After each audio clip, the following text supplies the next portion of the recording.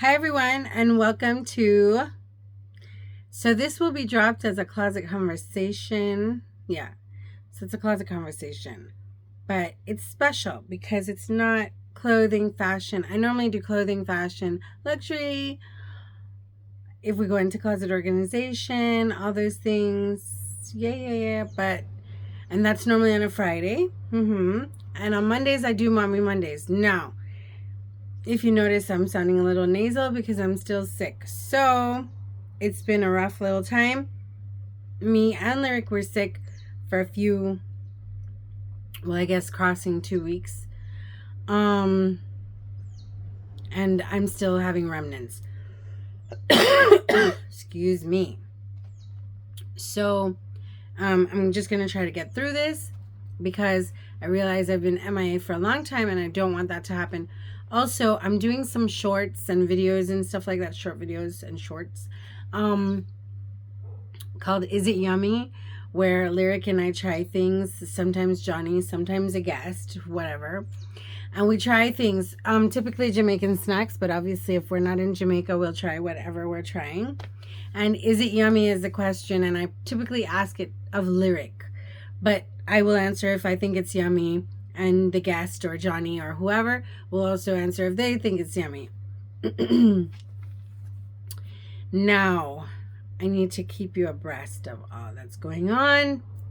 Jamaica Art and Gift Festival is coming, and it's coming fast and furious, November 19th, at Murray's Farm in Clarendon. So I hope to see everybody there because that is my baby, and we really try to draw out the best vendors, the artisans, the artists, the food people. We really try to get them all there. So that's what we're doing this year. November 19th. We did it last year too. Yep. So that's where we're at with that. Now, the next thing is we are doing Disney. I think I covered Disney in Mommy Mondays. But in preparing to go to Disney, I found some stuff in my closet that I decided should be part of a closet conversation. And if you want to know anything about that later, just put it in the comments down below and I will go ahead and talk about more of it. So basically, what you don't know about me, another lifetime ago, is that I used to sell Disney pins. So it started because I was a pin collector and a pin trader. And then, sometimes you get your hands on something a little more valuable so you know that you can sell it, or sometimes people don't have the access to get it. So you get it and you sell it. So now let me give you the background of how that started before I get into what I'm showing you. Okay, so I used to live in Florida and there was a Disney store across the street. So I used to, I think I worked there. I actually worked there. Not for very long, like a season. I was still a teenager and I could just walk across and go to work. So I did that. Maybe a month or two. I don't know. It was this Christmas season one year. Anyhow, I used to go to Disney. We used to drive up and go to Disney World regularly enough. And then in the 1999-2000 time frame, Disney decided to create this pin trading culture, celebration, whatever it was, because they had always produced pins. And I guess people did always trade them, but it wasn't so much like sanctioned or organized by Disney. And I think they saw that they could really turn it into a moneymaker. So they decided to really focus on that. And it was a very, very fun time. Because what would happen is they'd organize pin events. They'd have people,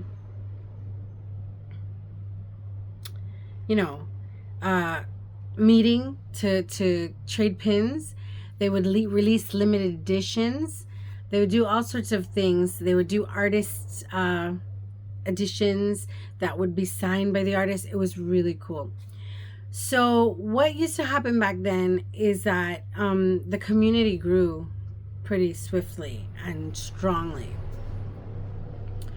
So then people were always on the hunt for these pins. And when Disney would release limited editions, if they say limited it to 100, 500, 1,000, 2,000, 10,000 even, 15,000, on any given day back then, someone walking through Disney, like, I mean, you'd probably have 100,000 people on any given day.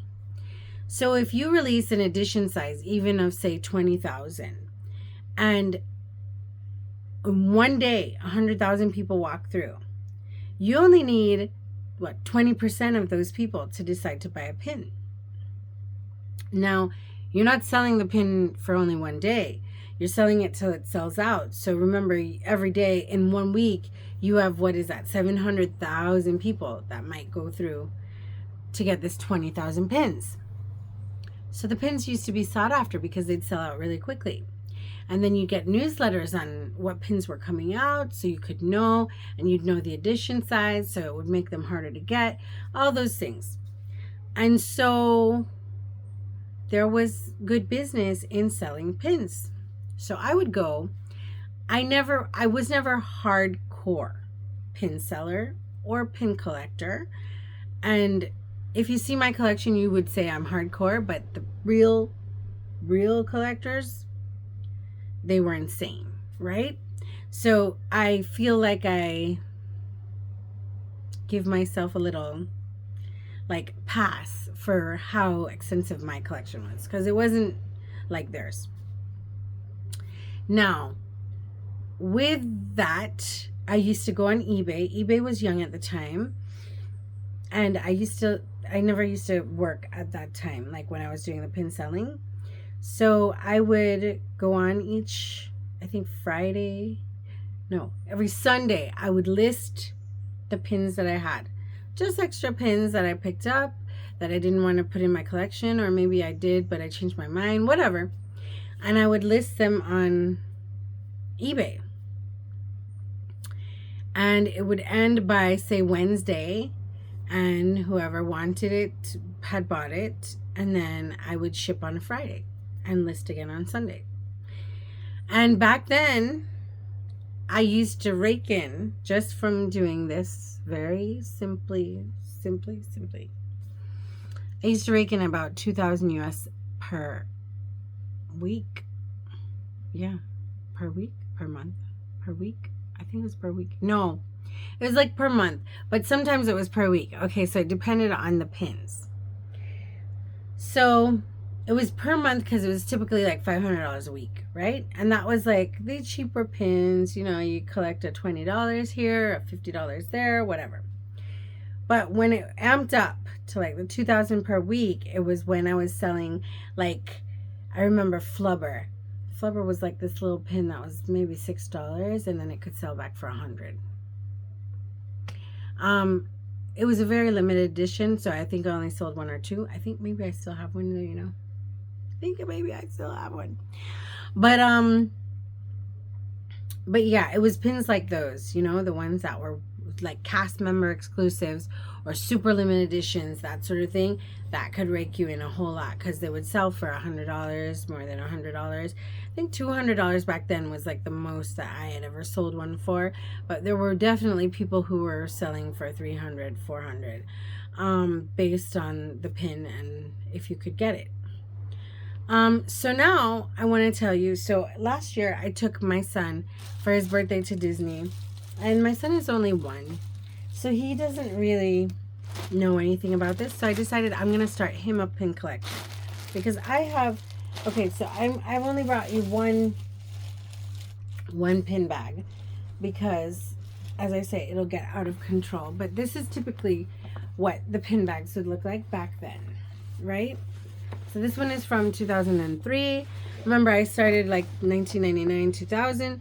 So this would be my 3rd pin bag, because what I used to do is I'd buy one each year. Actually, I left my pin trading backpack, because I have a backpack as well that I go through. I'm going to show it to you. That I go through. You hang on. Okay, I'm back, because this video wouldn't be complete if I don't show you everything. Well, not everything. I'm still not showing you everything. I'm showing you more things though, so that you can get an idea, right? So this is my pin trading backpack. It actually has pins decorating it that I've put on over the years. So that one's Happy Trading, and I Love Disney pins, and I think this is from the Wildlife Conservation. That's like a pin lanyard, trade or else. This was a charity thing about 20 years ago, and that's another, I don't know, ribbon. But this backpack, so it opens at the side here. It's already open because I've been preparing to go back. So now in this front part is just, I keep like pin backs and stuff that get, you know, and lanyards and stuff. So the lanyards we use, I'll show you. We use, back when I used to be a pass holder, I'm not a pass holder anymore. I was a pass holder when I lived in Florida because I lived there. So it was easy. So yeah, so you'd have the pass, so you'd have the lanyard. And you can put the pins along here so that it's easier for trading. So you look at someone's lanyard and they look at yours and they choose which ones they want. And you choose which ones you want. And so you trade and you put it on your lanyard, and that's for ease of use, right? But I still bring the backpack because there's that many pins, and sometimes you meet like a super trader. I don't know if that's what they really call them, but they're super traders. And they have like really good pins and they don't want to trade for anything sapsy. So in here, I have all the non-sapsy pins. So it's like a felt thing. And this is from like 2000, guys. So they don't sell this anymore. I looked when I went the last time. So this has like pins that are already still in their card, like special pins, etc. And then the felt now is where you have, let me show you, right? So, and then it's separated by plastic so they don't hit on each other and damage. And it just goes on and on. So, it goes on and on. Right. So, right. So you get the idea. So this is my pin trading backpack that goes with me every time I go to Disney. I have other pins in other places. I have other pins that were supposed to be for sale that never, like, I stopped selling by then because I moved and all of this. And I don't know if I'm supposed to keep them, to sell them. Okay, so you have to do extensive research in order to sell the pins, right? Because you have to find out what's hot now. It's very much market driven, right? So something that earned you $100 20 years ago might not be worth more than $10 now. And vice versa. Something that was $10 and nobody cared about could be $200 right now. So because it's so market driven, you have to do the research, and then you have to have the time to do the research. See, back then, because it was a hobby and it was big and it was going on, it was very easy to know the prices and everything then. Now, not so much. But I found 2 smaller pin bags so that you can see. This one was from a pin celebration at Epcot in 2002. And if you don't know, Figment is Epcot's, what do you call that? Mascot? Right. And so, and people go crazy over Figment merchandise, I think still. So I did this whole bag of just Figment. And a lot of these were, like, this is an artist's choice. This one, and I think it's a spinner. Something spins on it. Does Figment spin? No. No, he doesn't move. But the back is signed by the artist. And then there is him with all the Disney characters. Right? That was a whole set. So you'd have to get each one. Right? And sometimes you go and they don't have one of them. So if you have the full set, it's obviously worth more than if you didn't. One of these is from last year's Food and Wine Festival. And yeah, so everything here is Figment. And I keep the pin cards because I sell pins. So if God forbid, not God forbid, if one day whoever gets left these, because like I'm keeping this, it's a nice little collection. But if Lyric could care less, he could go ahead and sell it with the pin card and everything, and its rubber back and the whole nine, exactly as it came. So he could get more money. This is from year 2000. This is like almost like an Olympics hand thing. I don't remember what was going on in 2000, but I remember I started collecting from back then. Okay, and these pins are recent. So these are from the last time I went. I traded for these pins. So what I've decided, okay, so basically a lot of the pins at Disney now are not $6 anymore. They have gone up in price, you know, as inflation, whatever. You know, you pay a lot of money now. So because of me having a surplus of older pins that are more sought after, I think it's nice. And I mean, the ones that I research and they're not worth much, they're probably worth $10 or whatever. I like to just trade them for the current pins that I like, so that it squits out and I actually get what I want, instead of a duplicate of something else, and I don't have to spend all that money now. So consider it like prepaying for the pins. So I just saw some series that I liked, and I just turned around and I just started to trade for them. So yeah, so that's what I have going on.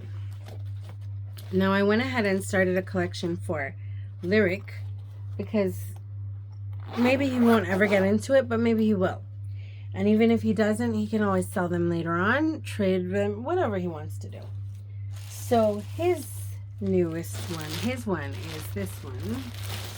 This is how it looks now. I walked the whole parks, and this was the only one I could find. So it's like a backpack crossbody thing. I didn't even pull it out because it's not mine, it's his. So when he gets older, he can open it like it's a brand new thing. But I did put his pins in there. So, well, okay, so they loved him so much at Disney last year. He was so cute that all the cast members kept giving him stickers. So all the stickers are here.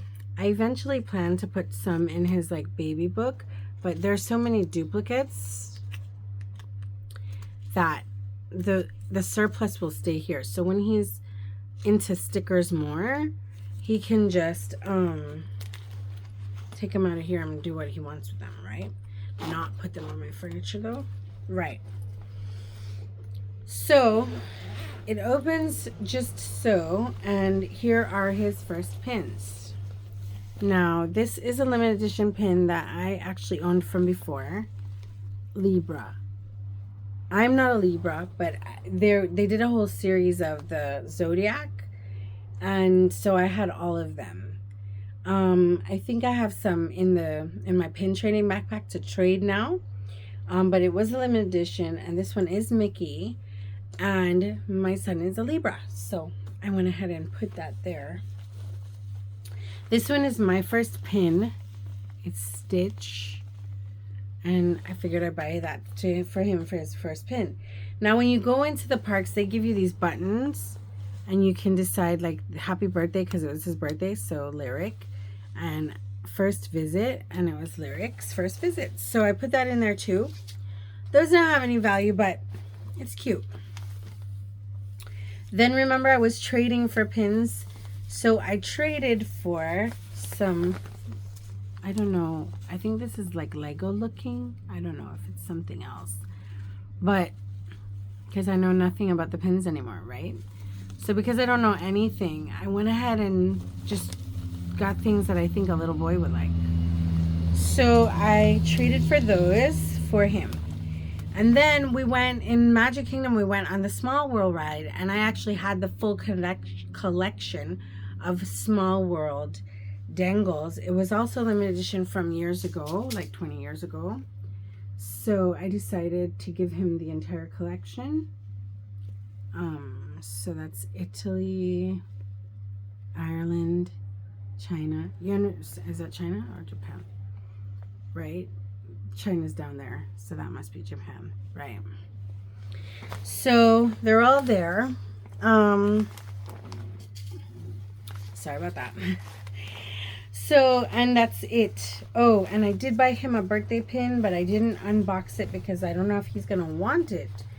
And if he doesn't want it, he can always sell it better in the box. So let me find that and show you. So I literally only bought him his first pin and the happy birthday pin. And the pin case, pin bag, you know. So this is in the pocket here. And it's a happy birthday. It says happy birthday with Mickey. And it's a pin. So you can take this out and sell it or trade it or whatever out of the box. But the box is like candles and stuff. Let me show you.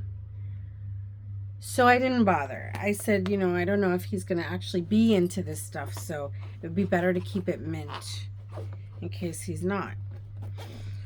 So, so that's for Lyric, and it was great. I was grateful for that. Like, it looks very, well, I guess it looks very unisex, but can very much be for a masculine, for a guy. So that's his that I got last year, right? Now I'm going to show you, since I started with 2003, I don't want to leave you hanging. So I'm going to go ahead and show you these. And I'm going to tell you that I'm going to then end the video because I got to go pack. But I'm packing all the things for a great vacation. This goes every time with me. And this is my mini ears. And so this is always in my display case over there because I always wear them. And so we've got pins. They're like bottle caps. Let me show you. It was a whole series in that year. One of those years. Pooh, Mickey, Minnie, Pluto, Goofy. Who's that? Piglet, Tigger, Eeyore, and Rabbit, and Donald. Right. So, and that's on the felt page. I'm not running through all of this, but I'm just showing you the things that I've got. Alright, this one might be hard to show, but I'll still show it. This is like Minnie and Minnie, Minnie and Mickey. No, this is a Valentine's. This is a Valentine's collection there. They're like little works of art, guys. So, you know, you just have these. And, you know, I do mine by theme. So, like, this is Snow White here. Right? But I have also full themed bags as well. Like, so for a particular collection or series, like the Disney store had done a series, 100 Years of Magic, or 100 Years of Dreams, something like that. And I went ahead and I did the whole bag of that. Then there's my Little Mermaid, which was my all-time favorite Disney movie. The original one. Right? I knew every word of that movie. Every word. Right. So, and you know, this one has a lot of space in it still, which is why I chose to show it to you, because the other ones are so full that I wouldn't be able to lift them up and show you, because there's not a drop of space in those. So, these are my pins. I hope you had a good time taking a look. I hope you learned something. If you have any questions or you want to know more about it, let me know. I can refer you to the different guides and websites and stuff like that. Of course, I don't have time to do it myself anymore for now. But I plan to pick it back up because it's a collection and I love it. And you know I love collecting.